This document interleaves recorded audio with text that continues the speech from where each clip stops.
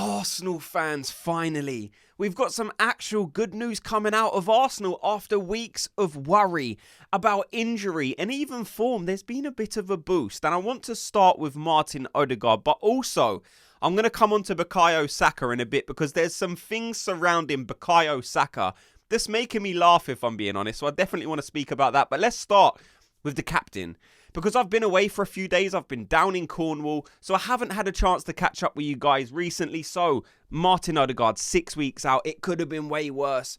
We were worrying kind of with an MCL injury, it could be up to 4 months. And having Ødegaard out for 4 months would have been massively negatively impacting this Arsenal team. No matter what people think about his form, whether he's good enough, you can't deny that Martin Ødegaard on his day is a brilliant player, and it's just about getting that consistency with Martin Ødegaard, and we want to have him available because it pushes players like Eze, Nwaneri. We've seen the impact having players like Eze pushing those players like Trossard and Martinelli. When you have good players fighting for those positions, it ups everybody's level in the squad. So to have Ødegaard out, will be negative for now, but we're going to see have a chance to see players like Eze flourish. Players like Nwaneri are probably going to be getting a bit more of a chance. We're seeing it, but 6 weeks, like I said, is not too bad. Let me know your thoughts on Martin Ødegaard, because he's kind of a character at the minute that's kind of splitting opinions in the Arsenal fan base. Are you happy to have Martin Ødegaard on the sidelines for a little bit?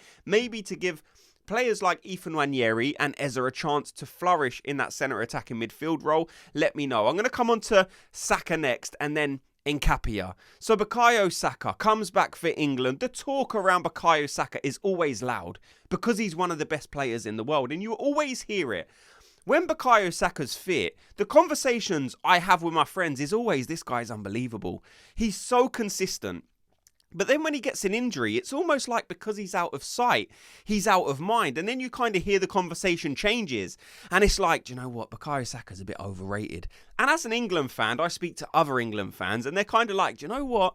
Saka's good, but maybe Cole Palmer will be better in that role.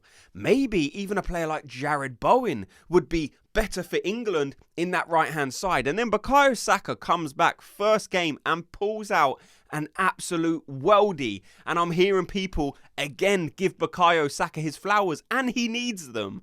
Because this is one of the best players in world football, and he has been for a number of years. It's just because he's English, people kind of don't like giving props to the English players sometimes because we watch it all the time. It's like we take it for granted. But Bukayo Saka, in terms of consistency, in terms of quality, is at the very, very top level. Loads of these Arsenal players on the international break are having such a good time. Like you're seeing Zubimendi, Calafiori, Bukayo Saka, other players as well. Viktor Gyökeres is again coming in for criticism, and I'm not ready to speak about it. I don't want to hear it. All I care is that when he plays for Arsenal, he plays well. Look, Sweden lost, but they had Viktor Gyökeres and Isak up front, so I'm not going to put any of the blame on just Viktor Gyökeres. I don't know how good that Sweden team is. If I look throughout, is there the quality to provide Viktor Gyökeres with them chances? So it's not a conversation I'm going to entertain of people panicking and saying, oh my God, Viktor Gyökeres still isn't scoring. When he comes back to Arsenal and he plays for Arsenal, that's when I will start to judge Viktor Gyökeres. I'm seeing Man City fans loud as anything because some of their players are playing well in the international break, and I'm hearing the creators, I'm hearing the fans starting to dream of a Pep Guardiola comeback so they can win the Premier League title. And the confidence these Man City fans have is astonishing because it's like, where's this been all season? I'm hearing shouts of, oh, we're back now. And I'm like, yeah, but it's 8 games too late, 7 games too late. You guys should have been having this form for your club at the start of the season, but they go away with their country and then they start playing well. I'm not going to panic, but I'm hearing them and they're so loud. They're actually coming out and saying, oh, Liverpool fans, you need to be worried. Arsenal fans, you better be afraid. And I'm just like, no, I won't be afraid. No, I won't be afraid. Because I'm like, where have you been all season? I haven't seen the play from Doku. I haven't seen it in a Man City shirt, so I'm not going to start to panic and think, oh my God, Man City are back. I've said from the beginning of the season, Man City are a strong team and they're going to be in and around it at the end of the season. I don't think they're going to win the league because I think Arsenal were the team to beat. That's not me getting carried away. That's not me being cocky saying Arsenal were the best team, but I'm saying Arsenal's consistency is probably the best in the league at the minute, and that's showcased by the fact we are top of the league. And look at the run of fixtures we've had. Football is back this week. I hate this international break. I've said it. Yes, I get to see my country play, but there's nothing like watching Arsenal. Like this Saturday, this weekend, we finally get to see us back. We're playing Fulham. We've got a run of fixtures now, like I've said, that we can look at and start to dream, start to see some of these players that are coming into form continue that run of form. This is the perfect set of fixtures for some of these players to keep building up steam ahead of what will be a very difficult season. Like I said, I like to wind up Liverpool fans and Man City fans, but I'm under no illusions that it will be easy for Arsenal to win this Premier League title.